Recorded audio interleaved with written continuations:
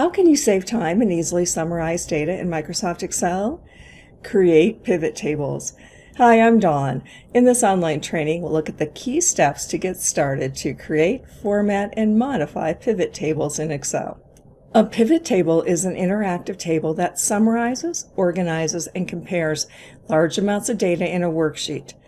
With it, you can quickly slice and dice your data. You can examine the data for similarities, differences, highs and lows. The data a pivot table is based on is called the source data, and each column in the data represents a field or a category of information which you assign to different parts of the pivot table to determine how the data is assigned.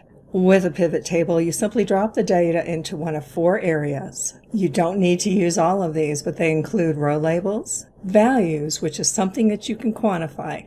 Often it's dollars or units, but we can also count data that's not in a numeric format. When we want to work with multiple fields, we might want to add one of those fields to column labels. And we can filter the entire pivot table with a report filter. Before you create a pivot table, it's important to make sure that your data is set up properly. If you already have a data source that you are successfully sorting and filtering, then you're good to go. But here are some of the main guidelines that you want to look at for data that you are either putting into a pivot table or sorting and filtering. Of course, you want to organize the data in rows and columns. Make sure that you don't have any blank rows or columns. It's okay to have blank cells. To successfully work with pivot table features, you should have similar data in each column. And to help Excel, those unique column headings should be formatted differently than the data. This helps Excel to automatically recognize your data set, rather than having to highlight what could be hundreds or thousands of rows. Formatting differences might be something as simple as making it bold or centered. Essentially, what we want to do is create an island of data. And so if there are title rows or other introductory parts of that worksheet, make sure that there's at least one blank row to separate that from the data that you want to analyze with the pivot table. Here's the sample data that we'll use for a pivot table. To get started, I just simply need to be in one of the cells of the worksheet. Next, choose Insert. Here we have recommended pivot tables. Now this is something that you might want to explore once you've created some of your own pivot tables. There might be some helpful suggestions, and it can be a way to quickly get started with a pivot table. However, let's go ahead and build a pivot table from scratch. I'll simply choose Pivot Table. Now, if your data is formatted properly, Excel will be able to recognize what your data source is. And so look for what I call the dancing ants, or that marquee that surrounds the data. In this case, just simply confirm that Excel is highlighting the correct range of data that you want to analyze. And we'll put the pivot table in a new worksheet. From here, simply choose OK. Now we're ready to build the structure of our pivot table. On the right-hand side, we have our pivot table field list. And you'll start to see the pivot table will begin to build over in the left-hand side. To begin, I'll simply choose Region, which is one of the key fields. And already the pivot table is starting to come to life. We see a summary of each of those regions. Well, what do I want to see with those regions? Well, I'd like to summarize my total sales. I'll simply click Totals. Our pivot table shows up on the left-hand side. But what has happened to those fields? In the bottom here, we see that our region has moved into the rows quadrant. And because our totals have a numeric value, they automatically moved into values. So we already have a pivot table with just a few clicks. One of the first things I'm often asked about has to do with the formatting of the values. The original data source was formatted with an accounting format. However, that is not showing here. And that's actually an advantage, because now you have the ability to customize how you want to display these values. They do not have to be the same. To easily format these values, it might be tempting just to go to the Home tab to use the standard formatting options. But those won't always stay with the pivot table as you continue making changes. Here's the quick trick. Simply move to one of those cells, right-click, and here is Number Format. From here, I'll choose Currency and change to 0 decimal places. Notice I didn't even have to select all of those cells. So that format now is associated with the values. But let's look at where we start to get the real power and value of a pivot table. We're going to add another field. In the fields list, I'll choose department. Now that automatically drops into the rows. And we now see a pivot table where we have subtotals for each one of those regions with more specific information for those departments. Now here's where we can see the real magic of a pivot table, that is turning the data on its side. Although this might be exactly how you want to be able to see your data, we can format it a bit differently. Once again, I'll move to my pivot table fields and move to where the department is. Notice as you hover over field that you will see the 4 headed arrows. In this case, I could, if it made sense, drag this above the region, but instead I'm going to drag and drop it into columns. And now our data is presented in a different way. We're able to compare or summarize this data broken out by the regions and the departments. How could you use this with your complex Excel worksheets? Notice as well when you're working with pivot tables that there are 2 contextual ribbon tabs, the Analyze tab and the Design tab. These offer you additional options as you're building your pivot tables. And it's good to know that you can have more than one pivot table against one data source. Each one of these pivot tables is created as a separate worksheet, which you can easily rename and move within the workbook. Let's add a little bit more complexity to this pivot table. And here I'll add the location field. In this case, it has dropped in below the region, which is where I want to see it. But always keep in mind that these fields can be moved around based upon the hierarchy you have within your data. So within a few minutes, I've created a pivot table that summarizes my information in a way that might have taken hours to do if I was trying to sort and filter the data directly. If you create any pivot tables, here's the most important thing you need to know, and that is about refresh.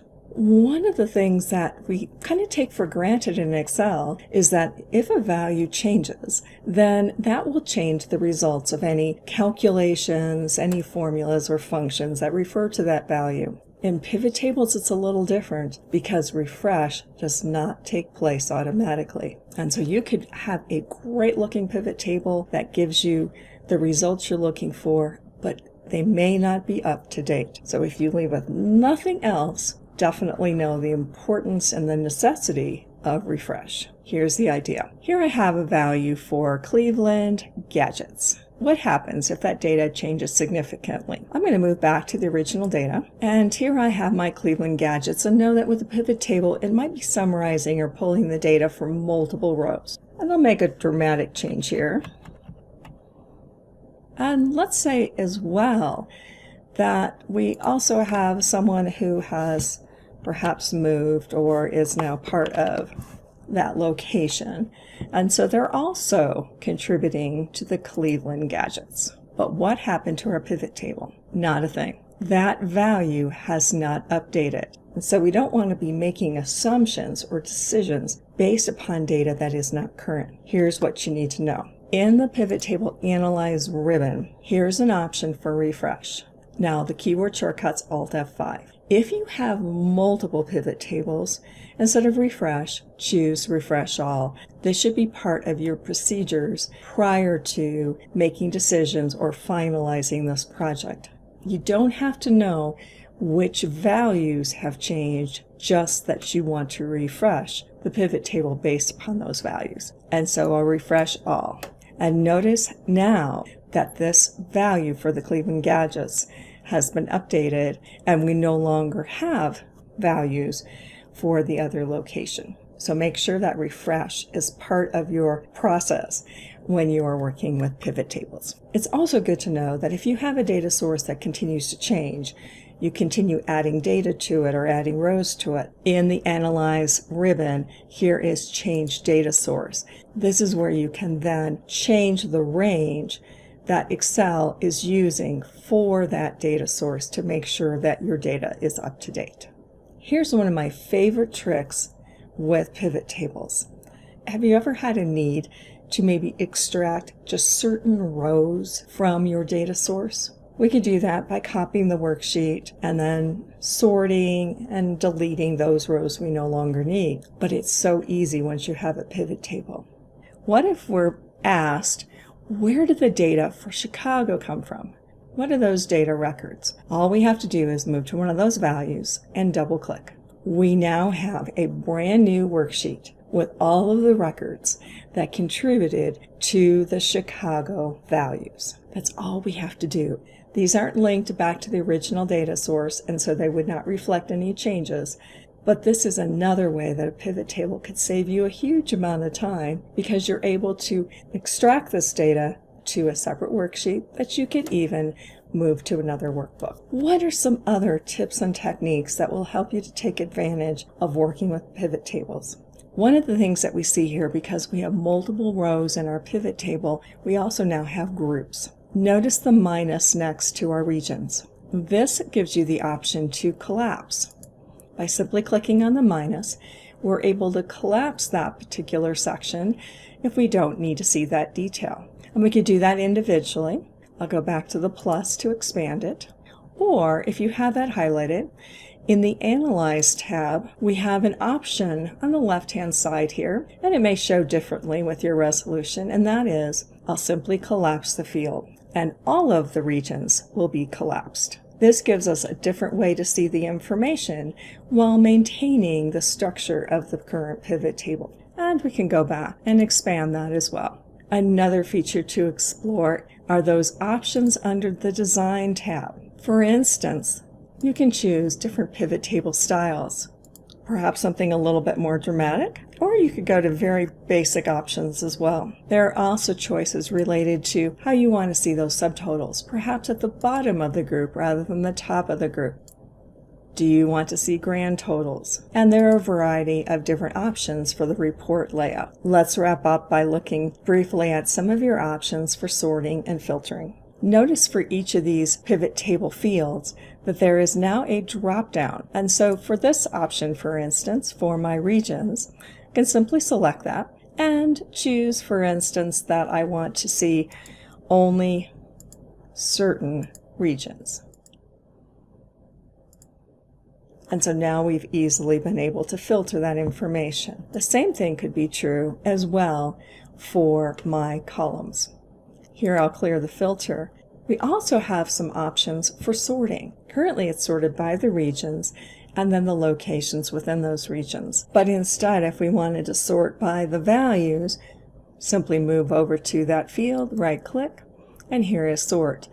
And maybe I want to see this from the smallest to the largest. And so within those groups, we would see the data then sorted based upon those values rather than alphabetical. Let's finish by looking at the report filter. In this case, I'm going to move over to my pivot table fields and uncheck the region. So I still have a pivot table. It's simply showing the information by the locations and by the departments. But I also could have simply moved the region. And in this case, I'll simply move the region to the report filter. And now we have a filter that's not part of the pivot table, but it can be used to filter how we see the pivot table.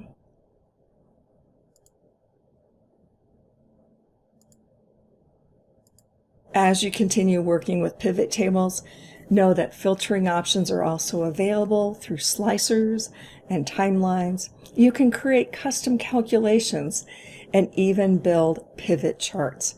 And that's our look at getting started with the power and flexibility of Excel pivot tables. Now you've seen how to save time and effort by using the powerful pivot table features in Microsoft Excel. How will you use pivot tables in your next Excel project? Thanks for watching.